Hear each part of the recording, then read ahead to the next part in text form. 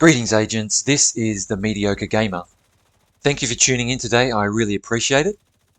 I'm really glad you're here and I hope that you are doing well.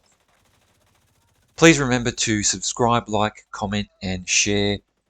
The topic of today's video are two builds for the DZ.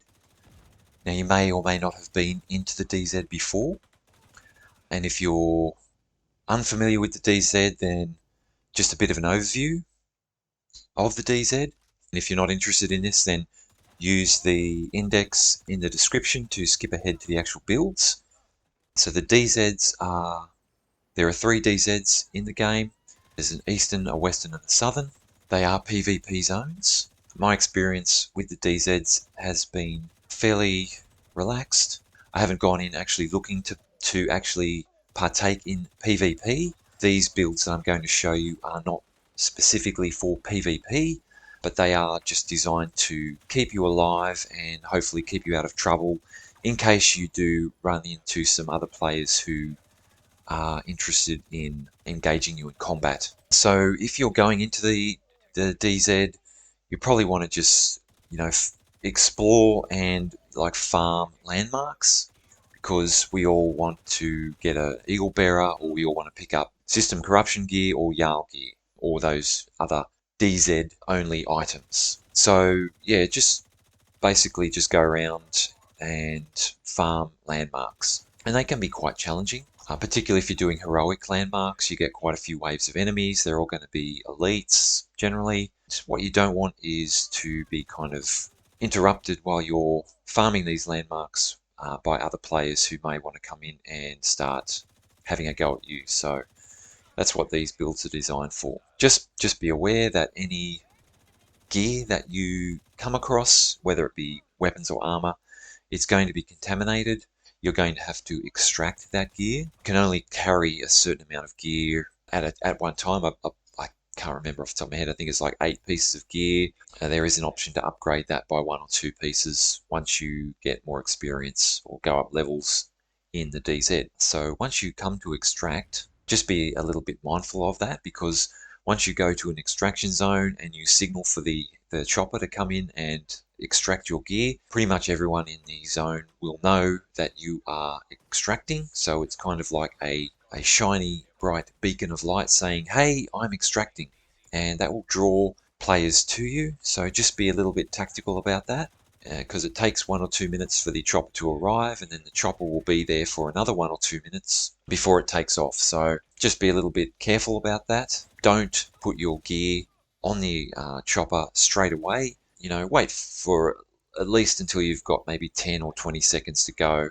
My recommendation would be probably 10 seconds to go, and then put your gear on the chopper. Don't do it as soon as the chopper arrives, because if you get killed, then you will lose that gear. If you wait until there's 10 seconds to go, then there is less of a likelihood that you are going to be killed. That's my advice.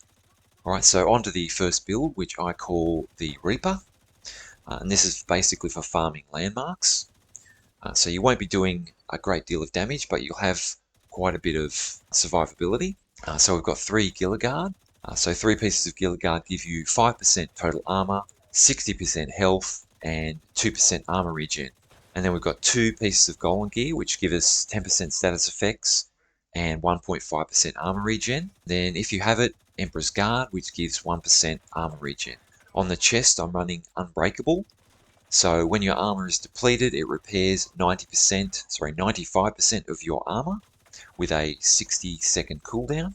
And on the backpack, we've got Bloodsucker. So killing an enemy adds and refreshes a stack of 10% bonus armor for 10 seconds. Max stack is 10. So the emphasis here is on survivability. So you're not going to be doing a great deal of damage, but you should be able to survive quite a bit of damage. So you should have at max 1.9 million armor, and you should have about 4.5% armor regen. If you spec your minor attributes into crit hit chance and crit hit damage, if you get your crit hit chance to about 55, you should be able to get your crit hit damage to about 140, which is pretty good. I'd recommend the Firewall spec for the Striker Shield, which gives you a damage boost. and maybe take the decoy as well, because you can throw the decoy out once you enter combat, and that will take a little bit of the heat off you.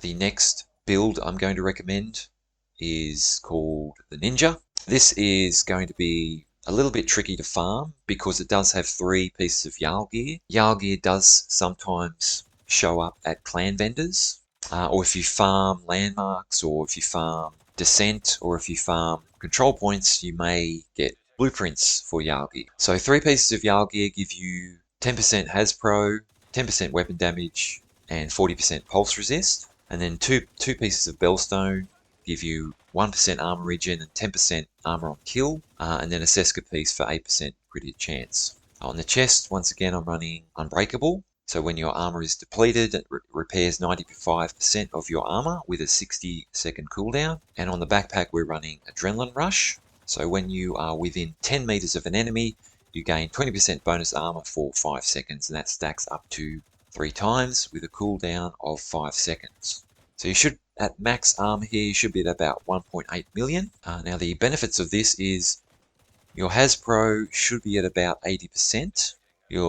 Most of your status effect resists should be also at around 80%. Your pulse resist should be at somewhere at around 100%. If you use your mod slots for pulse resist, ensnare resist, blind deaf resist, you should be able to get your stats up to above the point where you're resistant to most things, or have a fairly good resistance to most status effects. In relation to pulse resist, if you can get that as high as possible, a common tactic that some players use is to pulse the area to find out your location, and then they come and hunt you down. If you get your pulse resist to sort of 99% or 100%, you will not be pulsed. They won't be able to track you down, basically. So that's why you're a ninja. So you can go about the Dark Zone, doing your own thing, and not be pulsed by other agents. Unless they actually eyeball you, unfortunately there is no way to get out of that, basically. They will see you, that's the only way. They won't be able to pulse you. If you're at 99%, then you will know that you are being pulsed. If you're at 100%, I don't think you'll get the notification that you have been pulsed. And then specialization, I've got Gunner for some extra armor on kill. And once again, we're running a shield and a decoy just for some added survivability. So there are 2 Dark Zone builds. The first one is reasonably easy to farm. There's nothing overly difficult there to farm. Maybe Emperor's Guard would be the hardest piece to farm, but still a pretty easy build to put together, and it will allow you some survivability and allow you to explore the Dark Zone. Same with the Ninja. That is a lot harder to farm, so maybe once you have some shade levels under your belt, then you can farm that and put that one together and explore the Dark Zone.